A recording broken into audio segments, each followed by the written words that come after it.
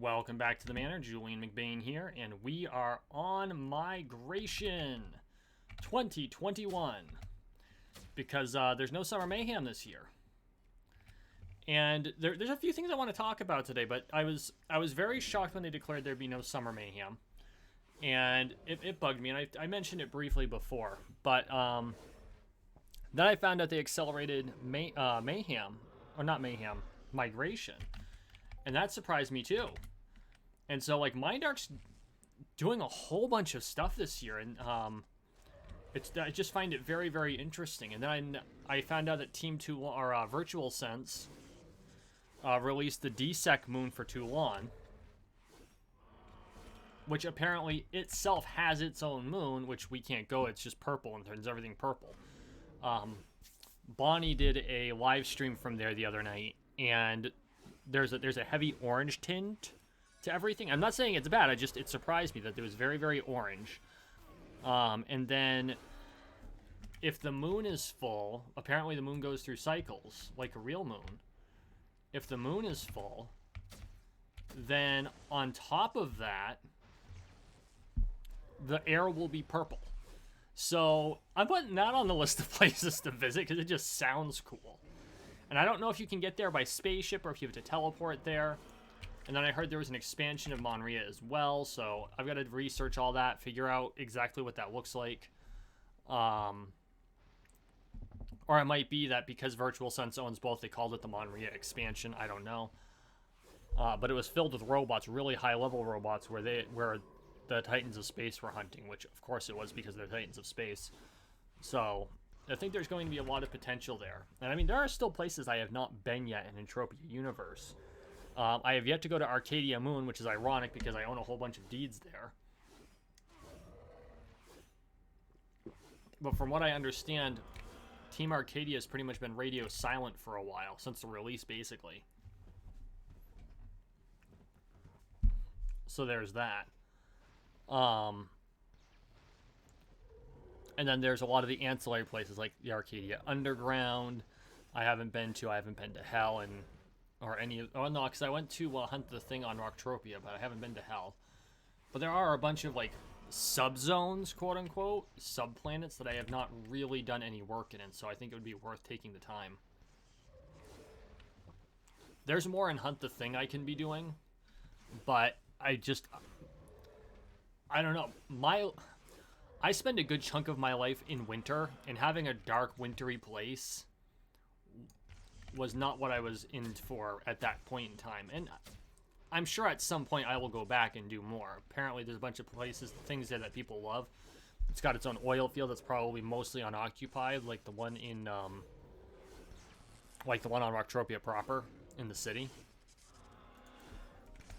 But no, we're not going to attack that one. We'll hunt that one. But this game is huge, and I'm thrilled that there's so much to it. It takes years to find it all. Well, there's more coming, because I found out on the grapevine, and I looked it up and confirmed it. Mindark has announced that they will be re-engineering the game into Unreal Engine 5. You heard that right. They're re-engineering it into Unreal Engine 5, which I am super excited for. Because that means a number of things. First off, Unreal Engine 5 is a mobile-compatible engine, whereas CryEngine is not, which means there is the potential for a mobile version of Entropia Universe to come out, which, as someone who from time to time has to travel extensively for work, makes me feel really good. Now, I haven't had to travel, of course, in a while for obvious reasons, but at some point I may need to travel again. And if that's the case, having a mobile version of the engine, or of the platform, would be amazeballs. On top of that,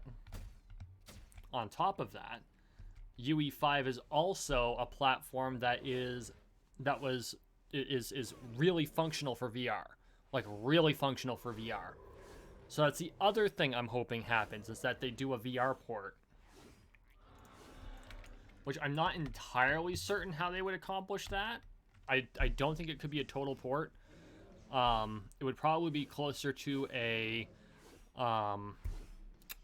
Elite Dangerous port, or a a Borderlands 2 port or a Subnautica port rather than like an Orbis, you know, a game that was designed to be in VR.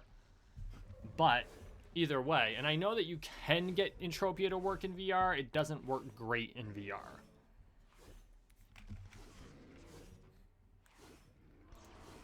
And I figure, you know what, if I'm going to go through all that, if I can't get it to work the way I really want it to work, I'm not going to have the flight recorder attached to my face.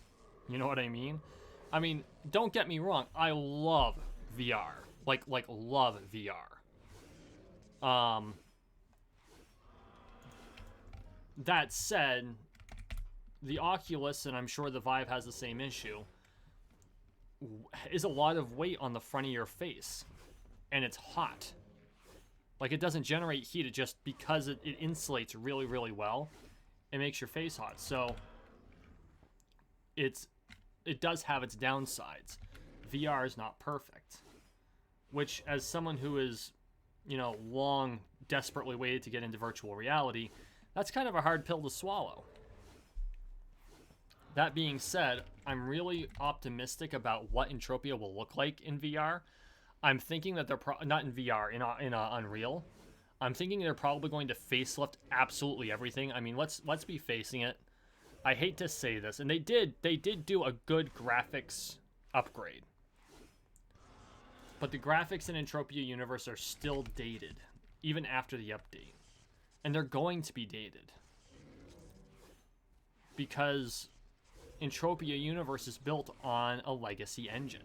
I mean, I know there's a lot of us who play the game that, you know, Cry 2 engine was the engine that was the trial by fire for your gaming rig, which was often your parents' HP, not an actual gaming rig. But these days, the Cry 2 engine just doesn't hold up against a lot of the other engines, nor should it be expected to. The Cry 2 engine was built for an advanced a still to be developed computer system back, I think, in the 90s. When did the Cry 2 engine go? Fact check me on that. Hang on. Cry 2 engine.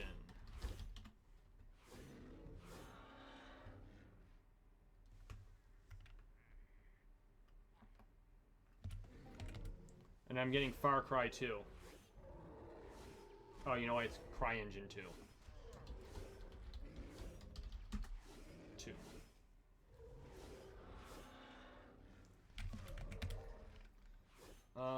Here it is, CryEngine. So the original was released in 2002. CryEngine 2, currently we're on Cry 5 apparently. Which was designed for Crysis, oddly enough.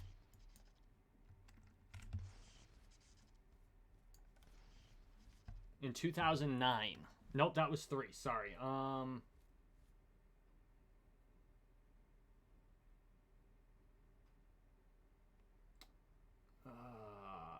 07.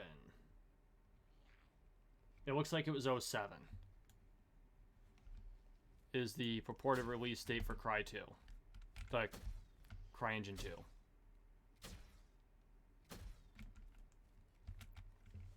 So, I mean, it's been 14 years. And for video games, that's a long-ass time.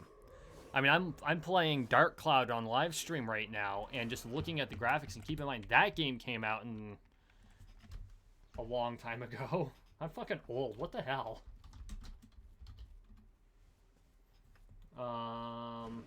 2000. That came out in 2000, so 21 years ago. And the difference in graphics from then, and they were considered state-of-the-art. Like, those were really good graphics at the time. And now you look at it, and it's like, oh. Well, it's like loading into Final Fantasy VII, the original, and comparing it to today. And everyone was like, wow, these are such awesome graphics, and you're looking at them now going, oh my god. So yeah, I am very optimistic to see what happens. I'm also expecting a metric shit ton of bugs. Like a lot of them. And I know why they're doing it. They're doing it because competition has finally come to the real cash economy space. Before, the extent of it was a bunch of like blockchain games that are mostly there for, most of them are just for gambling. They're essentially online casinos, and I was like I saw Decentraland and I was really optimistic, but it turned into just a thing to trade NFTs and gamble, and I'm not thrilled with that. Or at least that's what it appears to be. I haven't spent a lot of time in Decentraland because I got bored. Like, when I get into a game, I want mobs to hunt. I want loots to collect. Things to mine. But Mindark does have meaningful competition in the space now, or they will by the end of the year, because Virtueverse is coming. And I think the brain boxes over at Mindark realize that. Although, that being said, I actually think there are members of Mindark, or former members of Mindark, that may or may not be on the team of Virtueverse. It would not surprise me. But with the threat of that kind of competition coming up to invade what is essentially a monopoly on Mindark's part, Mindark had to do something. And upgrading to UE5 is a direct challenge to the Virtueverse team, in my opinion. Because that's what Virtueverse is. Vivi might be using UE4, but it doesn't matter. They're upgrading into the same engine. And fact of the matter is that Mindark has a much more established universe.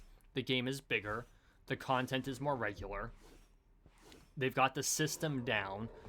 There's no worries about the banking side of it. Mindark has that figured out. And they're regulated as such. And people know it. So while Mindark does have its issues and it is imperfect, there aren't any... Overall, the bulk of the system, there are very few bugs. Virtueverse is a not even in a beta state yet. There are going to be bugs, and that includes with the banking system. So who knows what's going to happen? And I'm not saying this to look down upon the Virtueverse team. I love Virtueverse. Like, seriously, there's a reason I give them money every month to fund their game. There's a reason I'm a backer. And it's because I believe in the game. And I will be doing more in the game as it pops up. I haven't been very active in the Discord as of late, but I've been stupid busy. The pandemic really fucked with everything too, so there's that. I mean, there are excuses in a lot of ways, I know. But it's not untrue. Two things can be true at the same time. Yes, I'm technically making an excuse, but fact of the matter is that's technically true. So, I do think that is a big part of the reason that Mindark decided to push forward and switch to Unreal Engine. And I think it's the right move. I do. I think it is absolutely the correct move to make. I think that by doing so, they're going to find themselves positioned a lot better. They're going to modernize. Now, the downside to moving to UE5 is that there are going to be fewer systems that are compatible with it. And that is unfortunate, because Mindark has done a really good job of making this game as accessible to as many people as possible. And there are going to be a lot of computer systems that may not be able to handle UE5. I honestly don't know how long UE5 has been out. Unreal Engine 5. Last year. It was revealed last year. So we're talking state-of-the-art. Like, UE5 is state-of-the-art. Now, I'm sure that the port to UE5 is not going to be quick. I would expect it would take probably 12... I mean, I could be wrong. I'm not a developer. But if I had to make a guess, we're probably looking at 12 months on the inside. Right? I mean, I guess theoretically they could take all the assets and just drop them into the engine.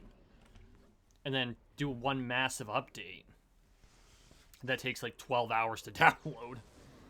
Although, with the engine change, I don't know. I don't know how that would look.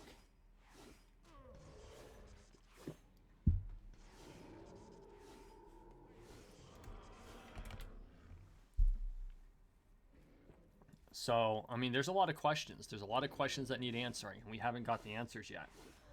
And I'm not saying that I'm not saying they're required to answer them yet. They may not have the answers yet. Like, there's a lot of logistics involved in doing something like a massive engine overhaul. I know that, and I'm not an engineer. There's a huge amount of logistics involved in something like that.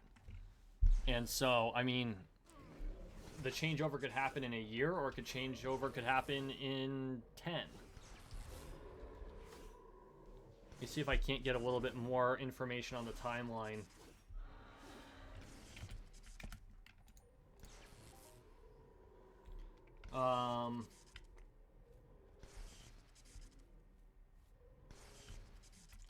Signs a deal. It happened on June 30th. So here, I'll read the press release. I will read the press release as we hunt Longtooth.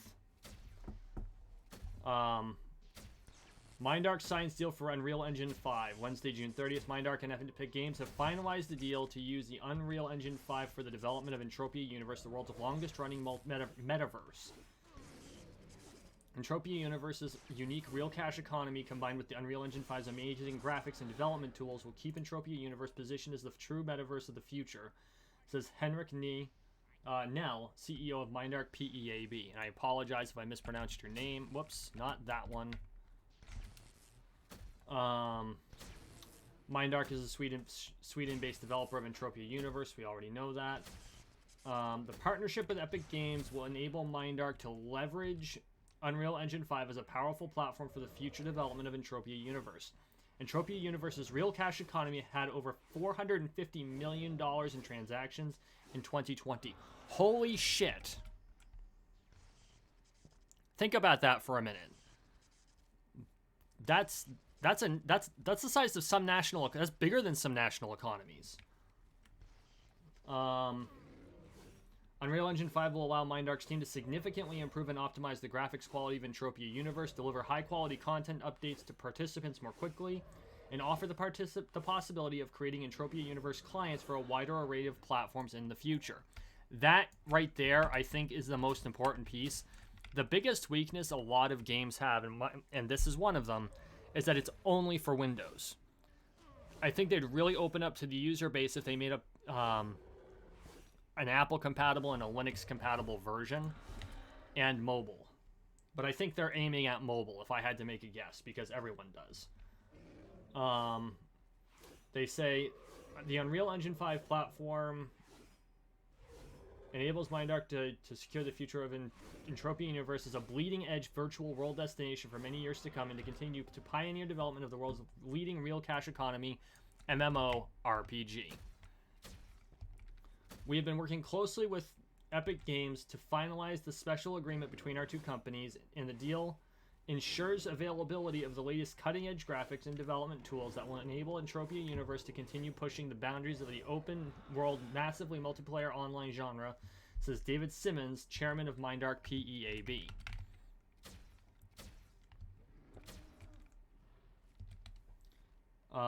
The Epic Games Store currently boasts more than 160 million PC gamers. The console market, with over 143 million current generation consoles sold to date, along with the worldwide mobile market of 2.2 billion gamers. Okay, this is a statement of intent. Represent vast new market segments that can potentially be tapped via Unreal Engine 5. This is a statement of intent.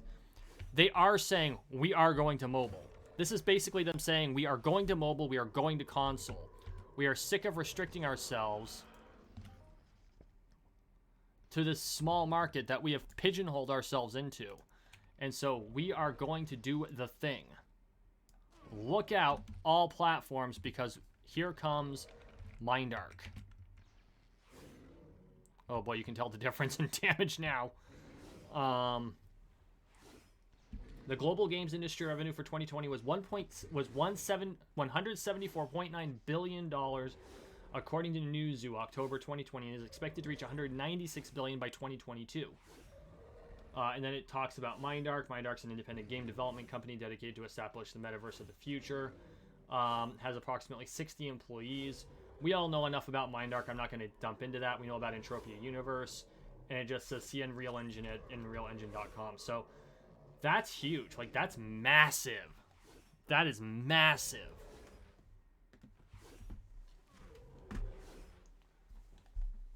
So I think that's awesome. I do, and I would be very curious to see how they integrate with the developers of the Planet partners to make it so it all goes smoothly, which means Planet Arcadia is going to have to come back to the table. Cyrene's going to have to ratchet up, although they've been, as far as I know, they've been fairly active.